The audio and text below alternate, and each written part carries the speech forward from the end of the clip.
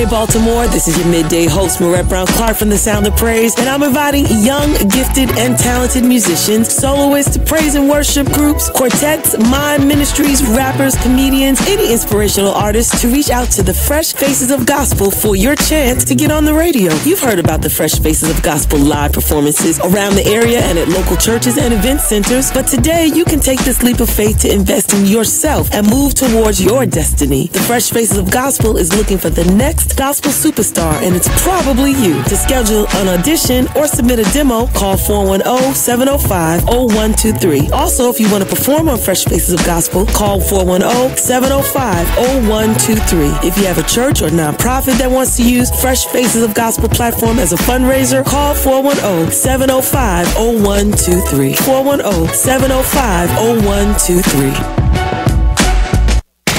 WWIN HD Baltimore, and now broadcasting live on the internet at mybaltimorespirit.com, a Radio 1 station. The following is a paid program. The views and opinions expressed are those of the program sponsor and do not necessarily reflect the views and opinions of Spirit 1400 and its management. Hey, Wayne, what it do, Pat? Man, Frederick Douglass said that it is easier to mold children than it is to fix broken men. That's right, but we still gotta get our family straight. You're right about that, man. Everybody deserves a second chance. So welcome. You're listening to Patrick Henderson's Meet the People with my co-host, Wayne O'Mara, Lamitra Henderson Parker, Desi Alexander. Whoa, put the seatbelts on, cause we ready to roll, baby. Roll it. Meet the people and sit back and enjoy the show. Cause when the people all come together and there's no stopping us, you already know. Yeah. What it do, family? What it do? It's the Patrick Henderson's Meet the People show on WWIN Spirit 1400 today. And it's your homeboy, your big brother, your little brother, one of Baltimore's sons, Wayne O'Mara, here with my big brother, Desi Alexander. It's good, folks. Greetings, Earthlings. How's everybody doing? My big brother, Jason Rodriguez. Yes, sir. Good afternoon, family. Praise God, praise God. And my big brother, Dwayne, on the boards. We still wait for Patrick Henderson to hit the studio. He got kind of tied up running around, making a lot of moves, all the things we do. Plus, we got a new mentee in the building with us. Desi, introduce your young man. Met this brother last week, man. One of the new kids on my my caseload today, man. Very intelligent, smart brother. Ladies and gentlemen, give it up for my man, Brian. Y'all give it up for him. Yay. Brian. Go ahead, say something, Brian. Aye. All right. Brian is completely freaked out right now. This is his first time on the radio, man. I appreciate this brother, man. And you're on Facebook Live. And you're on Facebook Live. People see you already. Yeah. They already see you up. You already live. Right, so. Go ahead. Go ahead and wave to everybody. So, yeah, man. Go ahead, appreciate having him up. Appreciate you coming up, man. Thank you for having the courage to say, you know what, I'm going to try something new, man. And a lot of times, sometimes we get a little nervous and paranoid about trying new things, man. But he's open to it, man, and I appreciate you, brother. Thank you, man. Yeah, so tell him how old you are. I'm 13. Mm-hmm. What school you go to? Lansdowne Middle. Mm-hmm. So we got Lansdowne in the building, represented by my man Brian. So, much love to you, brother, and thank you for being a part of the show today. I also got the lovely Selah Murray in the building with me, representing the Majority League. We got a couple showcases coming up, so she coming in to represent. But, man, it's been a crazy week for black men. I'm going to jump off with this topic, big brother Jason, till Pat come through. You know what I mean? I see him driving in now.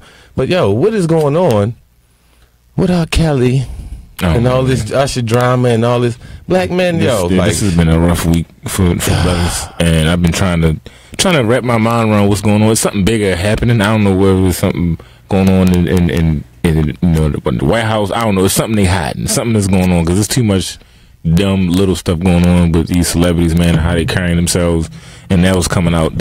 Everything's coming out into the light. And me personally, family, I feel like it's been the rise of the clowns. You know what I'm saying? I mean, really, from the Trump movement, trickle down into, our community, and the black men that have stood up and tried to fight against this get a hard backlash. So, you know what I mean? Yeah. Right now, it was a rapper brother, local brother, OG, what's his name, Jason? You God or OG to God. That spoke out. You know what I mean? Defending the sisters. I spoke out. You talking about? Sorry, brother. You talking about Ogun? Ogun.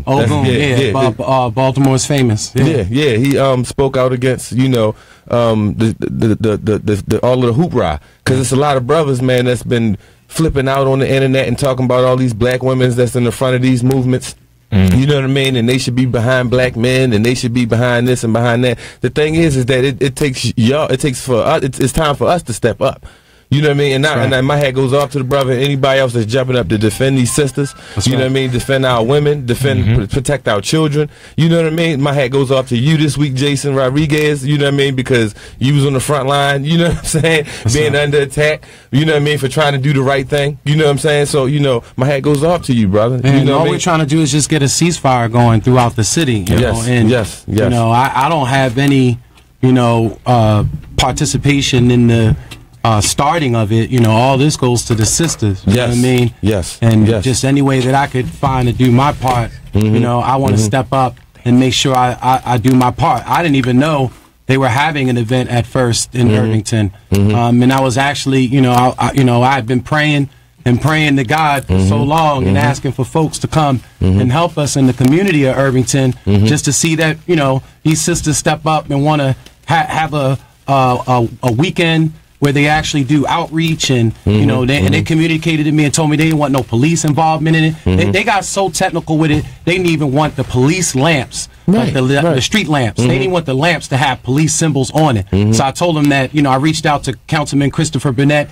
He's reaching out to the Department of Sanitation to try to get us some light plants for the ceasefire weekend. These are the things that you do. This is building community. This is, stepping up. And if somebody has an idea, don't knock that idea down. Step up and ask them, how can I help? How can I assist you, sister? How can I help you, queen? How can I do my part to make my neighborhood better? Instead of necessarily, talking all this, riffraff that's been going around, social media, Facebook militants. The whole thing is, man, is that a lot of these brothers just been around a long time and got used to running their mouths. You know what I'm saying? I mean, and welcome Patrick Henderson to the studio in the midst of this conversation getting set up. But the thing is that, like I said, we have to protect each other, and mainly we have to protect these women and our children. Our queens. You know what I mean? So right now, the whole thing is, if you're not stepping up, saying something, getting involved, you are part of that problem. You are the ones that are hurting us. So we cannot allow.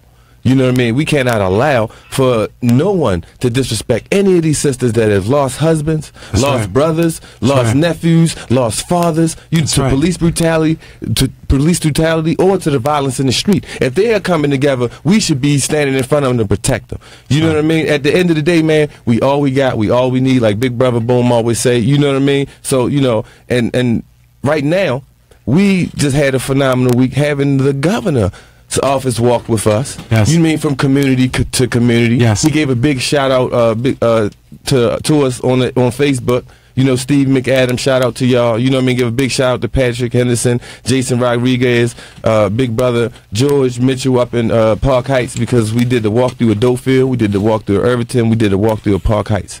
You know what I mean? And that's all we want, is some of our folks who are in these offices that are representing us to come and see what we're having to deal with, see what we're trying to fix, see where the issues are, and show them where we're building at. You know what I mean? Because again, it's not like we're going to them and saying, we want money. We want money. Right. We know for a fact that the governor doesn't have a magic money tree. We know this. You know what I mean? But we're coming to him saying, look, we have these ideas. We have these programs. We have these guys that are willing to help train. We spoke to these contractors that have been out here for so long and wouldn't hire us because we're unemployed. We're not employable enough. We don't have the skill set enough. We spoke to them and said that if we get our community ready, if we get ourselves job ready, would you hire us? Would you take us? Would you have a problem with us? And they told us they had no problem. Right now they had no problem. So we've opened up some gateways. Right now we got a partnership with M. Louise, because of this union that we've all built together. You know what I mean? So when we get the center open,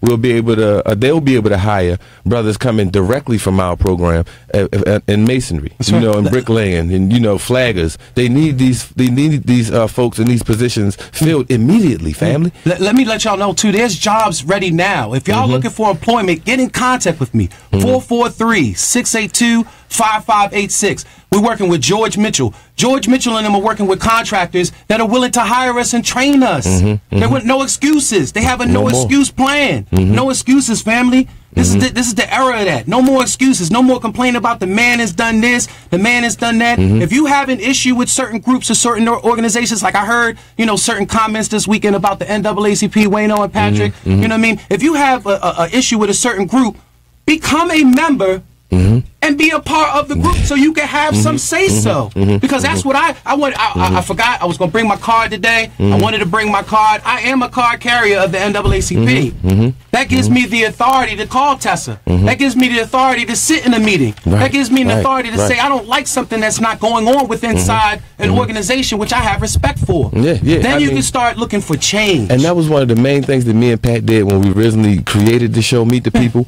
We tried to join every organization out here. And what the things that were missing, we tried to create. You know what I mean? Just like the organization, the Committee of Concerned Citizens with Leo Burrows and Chris Irvin, running it now.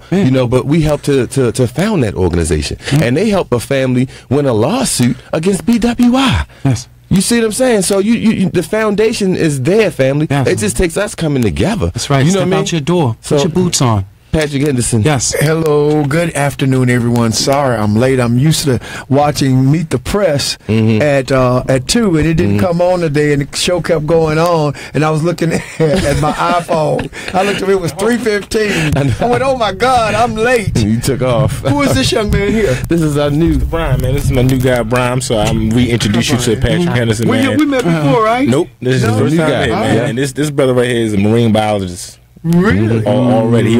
He even put me onto some stuff while we were sitting in the car talking about it, man. It's one of his passions, man. He loves the sea life and all that stuff, man. Go ahead and talk a little bit about it, please. I'd appreciate it. Very good. How old are you? 13. 13. You're into marine biology already? You're a big 13. You're tall 13, huh? In high school. That's like Go ahead. So what got you interested in marine biology? When I was younger, I watched this episode on Shark Week where this girl had swum with a great white shark without any protection, and that's what got me into this. Shark. And that's what got me into. So you wanted to demystify the fear of the shark because this young girl swam with him and he didn't attack her. You wanted to. That's what you wanted to find out how that happened, and was it more? I know how it happened because they explained it, but I also wanted to help people not fear sharks as much either. That's very interesting. We're proud to have you here. Desi, thanks for bringing me. Always brings these amazing young people in. I wanted to get back to the conversation you guys were just having about the NAACP.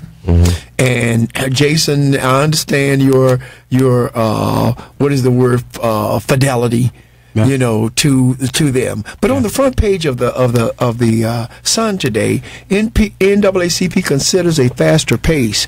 In Twitter age, some groups criticize the group for not responding more quickly. As protests intensified after the police shooting of Michael Brown in Ferguson, Missouri 3 years ago, DeRay McKesson had a thought familiar to many civil rights activists over the years.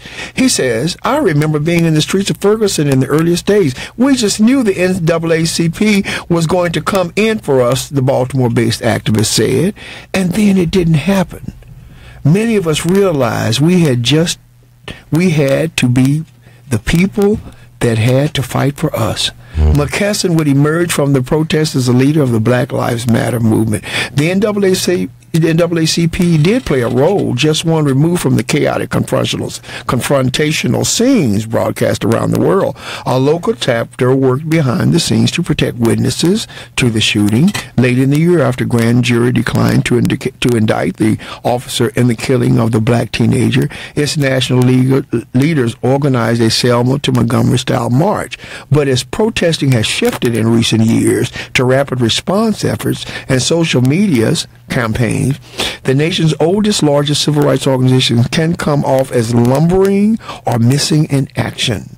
Its size and the weight of its storied history unwildly in today's fast-twitched political scene. Well, we've had some concerns about the NAACP. We love Tessa. Yes. She's adorable. Yes. But we've often stated that we feel because she's a city employee, her hands are tied in situations where they shouldn't be tied when it comes to the NAACP. In fact, now I have heard that the convention comes, what is it, next week? Convention's here. It's here? Yes. Ribbon cutting ceremony was Friday. It was Friday. Correct. And I heard that, now this is just hearsay, that most of the responsibility was taken away from her for the convention, that the national, is that normal for them to come in and do it like that? So I'm not active in that type of politics. As a matter of fact, I really wanted to get involved with the convention, but because of employment, unfortunately, I had other obligations. Yeah. So I didn't get involved at all during the convention, although I was asked to help with possibly help set up with the media side and the social media side of stuff. Well, down through the years, Wayne, we've talked about it, haven't we? Yeah, I mean, and you raised a major point, because I think that the same thing happens with all of these big organizations like them. The Urban League, National Action Network, we've ran into issues in the past because there was only but so much they could do as a branch. In retrospect to when they have an event here, the big national group comes down from New York and controls everything. You know what I mean? So, Well, I wonder if they, they will probably come up to to the new age. As you know, Ben Jallis is running for governor of Maryland. I'm not going to say what I was going to say about the death penalty, because I have second thoughts about it. But it's what it is, and he was there. Then we met another gentleman the other day. Was Maldilani, as a senator from Montgomery County in the state, and he said something. I'm not going to lock on this, but I want to talk about this for just a second. He was standing there, somewhat bashing the state for their hands-off approach to Baltimore, and he said, "Have you ever noticed how the potholes are in Baltimore City? How bad the streets are?" He said, "Well, that's just a shame." And everybody said amen to that, because it keeps our cars in the shops, keeps our front ends out of line. And then he says the reason for that is the state refuses to pay for the streets to be maintained until you cross the county line. And when you cross the county line, the state pays for everybody's roads in the counties to be fixed. What the hell is that? So he said he thought it was a terrible idea. Well, I was waiting for him.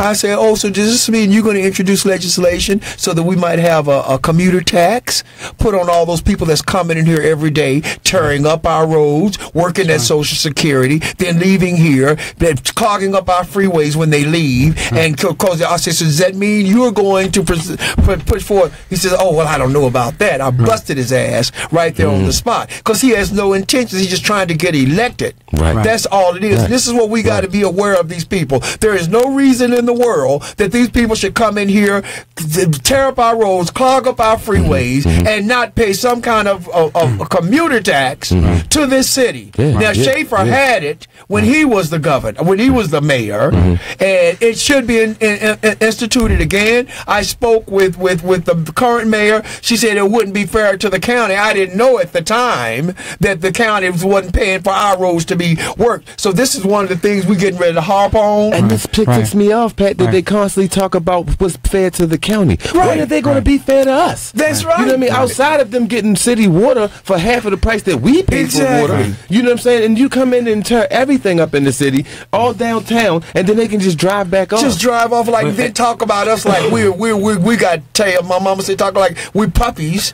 But another situation that you run into is that, because of City Hall, they have the major control of everything that goes on in the city. So, Who does? City Hall. You think so? Absolutely. I mean, you would think City Hall is only going to do but what City Hall thinks the constituency is asking for, and that's why I keep saying all the time. I don't think that. I'm telling you guys, I think that we are just puppets for the state. But see, we're puppets because we don't get involved in the process, and that's what I'm saying. This is the next level of activism for us, and that's what I'm hoping that we will move and help the through the show, help the community move through. But it's time for us to lobby for these things. If we want a commuter tax, It's time for us to find those delegates, to find those senators, to find those representatives that will sponsor a bill for us and push them. And get it into the hopper and push that process to make it a bill. And instead of coming up with more laws to lock up the folks in these streets who are falling victim to the drugs in the streets, why don't you lock up and find better and raise the charges or raise the time on these charges for the folks who are bringing in the guns and that's what we told the governor when the governor was here. That's what we told the governor. We're not having these policies with these minimum mandatory sentences. We told Mr. McAdams that. We told him that we will fight him all the way to Annapolis to ensure that there will be no minimum mandates. We had a community leader, Ms. Cunningham, the president of the Irvington Community Association, who also emphasized to the governor's office that we're not having minimum mandates because we have to deal with the after effects and the aftermath within our community with recidivism and with re-entry issues within our community. We told him that. So if you're going to do something for us, it can't be something that's going to continue to target our black men and women within our community. We know what the purpose of it is. Well, you know, the front page of the Sun is hot today. As many of you also know that now I'm telling you all and making it known right here and for the public, that's going to go to the very top priority of Patrick Henderson's Meet the People, Unification Solutions, Majority League, all that we're doing, that legislation to get a commuter tax. See, because we keep pulling from the poor. That's right. We put up speed cameras and take the people's poor money that they don't have, but we won't lift the minimum wage so they can pay those damn tickets. And this is ridiculous. It's like they're trying to, there's a chokehold on the black people of Baltimore, and we must tell them loose. The people of Baltimore and cut this crap out. We see what you're doing, and we're no longer standing for it. I mean, the hardest thing, though, for these things to put into action, to get them in action, is to get somebody down to City Hall to push our agenda. You know what I mean? To push this bill through, because we can write it, we can address it, we can make it cute and everything. You know what I'm saying? But it's which one of them are going to support it and help us to push it through? Trust me, they're getting ready to hear from us.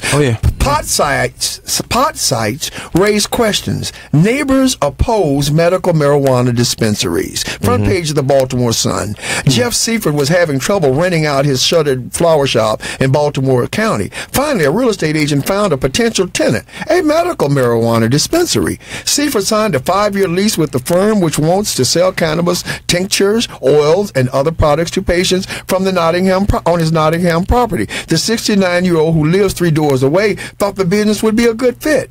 But some neighbors disagree. They worry that a dispensary could attract crime and say it doesn't belong near homes or a potential school site down the road. This month, their county councilman introduced legislation that would change local zoning rules for marijuana dispensaries, potentially blocking Seifert's tenant from opening on his property.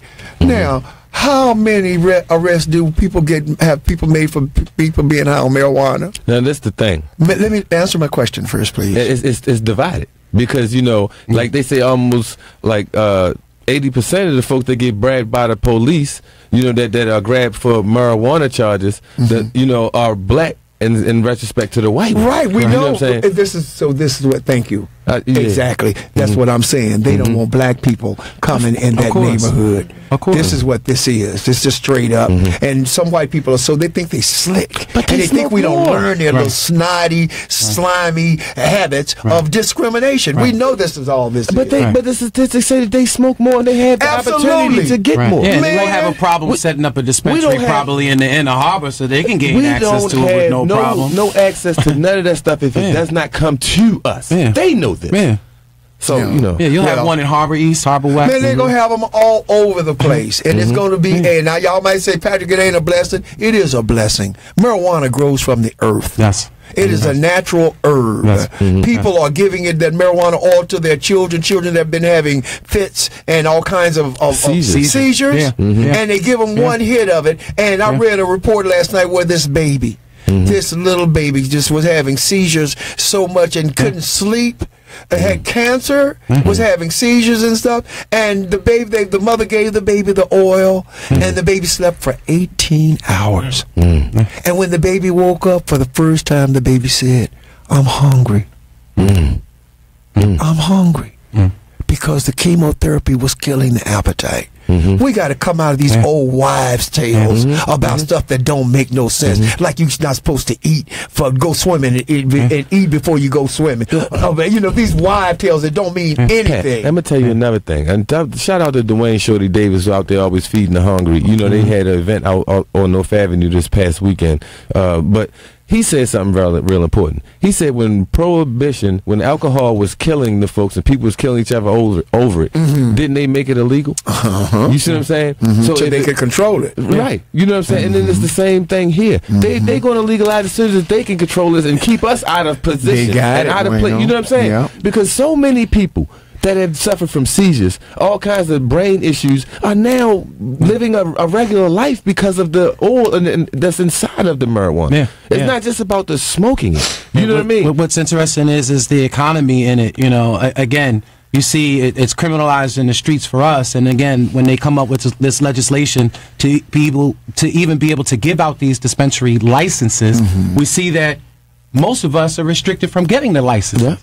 Because we have felonies or we have some sort of record that doesn't allow us to be able to even apply and go through the process for a dispensary. Biggest of all, we got color. That's the biggest drawback. That's why it hasn't happened now, because they were trying to exclude us from even being able to be a part of it. We're excluded because of the industrial prison complex. Yes, sir. Right. We get excluded from a lot of trades, whether it's barberism, we're doing barber hair, cosmetology. You can't get a license. You can't even drive truck if you have a felony on drug possession or handgun possession. Marijuana is considered a drug. It's still a classic drug, isn't it? Not for the white folks. I mean, because this is only the statistics. We're not talking racism and all this. We're talking about numbers here. And when we look across the country and all these states that have legalized it, how much money now have they... And they are making literally billions of dollars. Jumping in. These corporate white companies from Wall Street jumping in taking advantage of something that, again, they used to look at us and say, well, you're destroying the neighborhood. You're selling drugs. It was so much money. Let's lock them up. It was so much money, though, Jay, that they started kicking back money.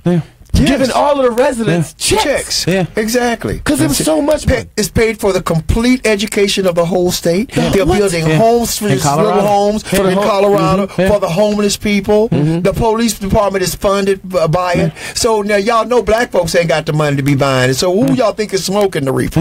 Okay? It's these old wives' tale. But I wanted to make a suggestion about this. This worry about medical marijuana and neighborhoods. This is another opportunity for the city to come in and go in business for itself. The city should build them around the city and communities where they can have control over them, where there is employ people. Exactly, it's the same way the city could make millions of dollars if they overrode. They do it in Amsterdam. Comcast. They do it in Amsterdam and put in Wi-Fi for the city, and people pay them instead of Comcast. It's all sorts of ways this city can make money, but these people just want to stay on the backs of poor people, and it's got to stop. Not just that. But you said something. I mean, and it's not like the city didn't have these kind of operations in the past. The city used to own parking garages downtown. They used to own the Baltimore Zoo. They used to own a hotel. They used to own the jail. They used to own you see what I'm saying? But it broken up into different pockets of groups of people. You see what I'm saying? That's only looking out for their group and making sure that this person get a cut under the table so they can get a cut under the table, and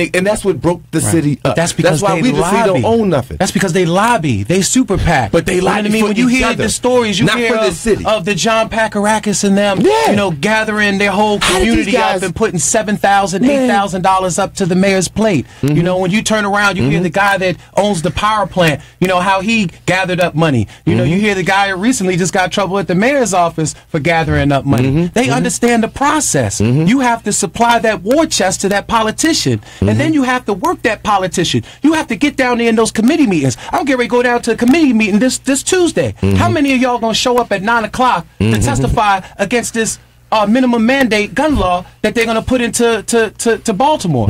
How many of y'all going to show up? I know I'm going to be down there. That's the process. And it's crazy because a lot of you are listening and won't show up, but a lot of you will be affected if it goes into process. Or your children will. Or your grandchildren. You're going to see somebody go to jail behind this. You're going to see somebody mess around and get beat to death by the police behind this. Yes. You see what I'm saying? Yes.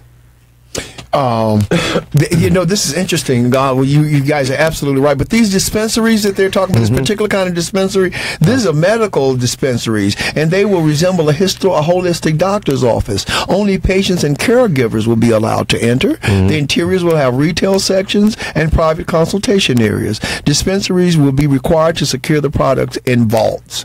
Okay, so it ain't even a bunch of people walking up. These are people that are getting medical marijuana. But then the other thing, some of the neighbors over in Wyman Park wonder if the dispensary could reduce the value of their homes. I don't think so. I think this is going to be such a boom for the city. Wherever they are, it's going to be a blessing. Once again, it's like what they said in the past. If we move in their neighborhood, a black person moving in there, I'm going to bring down the value of your home because I moved on the block with you.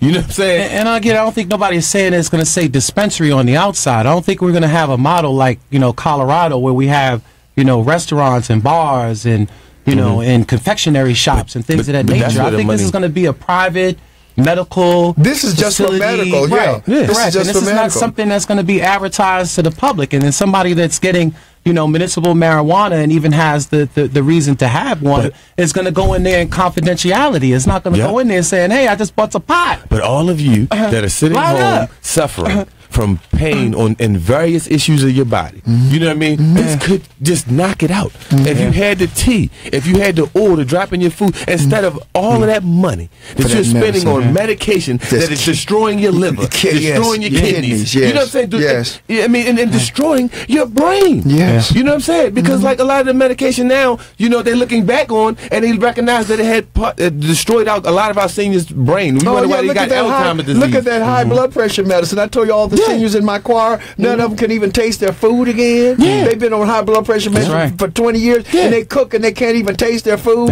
And something as natural as oil. Well, the Bible said it. Everything's already here for you. So it's a good treatment for addiction too, for opioid treatment. They found that in Boston. They got a clinic in Boston. I read that too. That's using the oils from marijuana to help with the cravings and the pain and the achings that comes through withdrawal from opioids.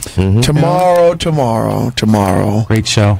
It's going to be a great show. Tell us who our guests are tomorrow. We have the coding school tomorrow. We're going to be featuring our youth tomorrow on our show tomorrow. So we are hoping to get some great young folks into the studio tomorrow and showcase what they've been doing at the coding school. Coding is the equivalent of teaching a kid music. Yes. It is endless what they can do once they learn how to code. You've been listening to Patrick Henderson's Meet the People. Anything else, Wayne? Your mommy got anything going on? Not this week, but the 29th, this upcoming weekend, the concert pool party up at the Rec. Y'all look us up on Facebook and find the information on it and come bring your kids out. Okay, and Aldi's is having a career day. $12 an hour starting. It's going to be on the 27th of July. We'll let you know more about it, but all your children sitting at home, them sons is to move back home and ain't trying to get out in the sun and work. Aldi's is a cushy job for $12 an hour. So we're going to be telling you more about that. They're not even paying me. I just live in the community. And anybody looking for work, again, reach out to me, 443-682-5586. I have connections for you. We'll get you working. You've been listening to Patrick Henderson's Meet the People on WWIN Baltimore. Say goodbye, Wayne. Peace. Love your family. Bye, Desi. See y'all next week. I'm being Hi, LA, Leah. So. You be in LA? Yeah, I'm going to California this week. Me and my lady going on the Baby Moon, and I got like 5-6 shows out in California. Okay, we got to go. Bye. See y'all tomorrow at 11:30 on WLB 1010. Bye.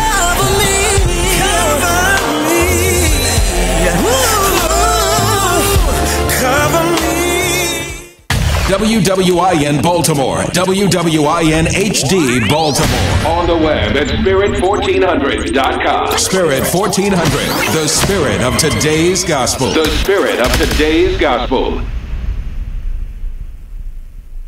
When you need spends a little too much time in the sun relief. Yikes. Ow, what the? Attack of the angry mosquito relief. Hey, watch this. Scraped knees. And an elbow. Relief. You need Gold Bond Pain and Itch Relief Cream with lidocaine. Gold Bond